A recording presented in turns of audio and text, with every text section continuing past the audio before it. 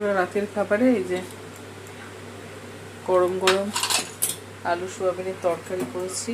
ছেলে বললো মা একটু তেল দিয়ে ঝাল ঝাল করে করতে, একটু ঝাল ঝাল দিয়ে করেছি, জানি না কতটা ঝাল হবে। গরম গরম সোয়াবিনের তরকারি, তেজপাতাটা ফুটে, আর সাথে গরম রুটি করে নিয়েছি। এটা নাও লাগতে পারে, কারণ এখানে অনেকগুলো বাসি রুটি ফ্রিজে ছিল, তা তেল দিয়ে ভাজবো। তো পরোটা খাবে বলছিল, আর একটু আলু ভাজা আছে, সাথে একটু শশা আছে কাটা। পরোটা খাবে বলছিল, আমি বললাম যে অনেকগুলো রুটি আছে,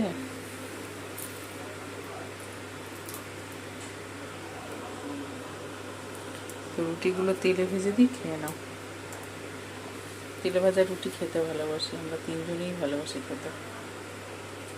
একটুখানি তেল গরম করে নিয়েছি, গরম করে নেবো,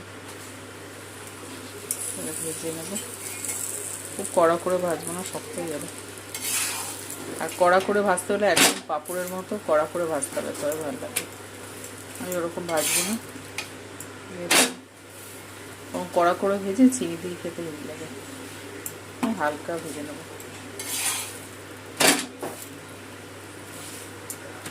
হালকা শুধু একটুখানি একটু বরফ করে নেবো সাদা তেল দিয়ে। চলো ভেজে নিয়ে রাতের খাবারে তেলে ভাজা রুটি আর সাথে সোয়াবিনের তরকারি। চলো কাজটা সেরে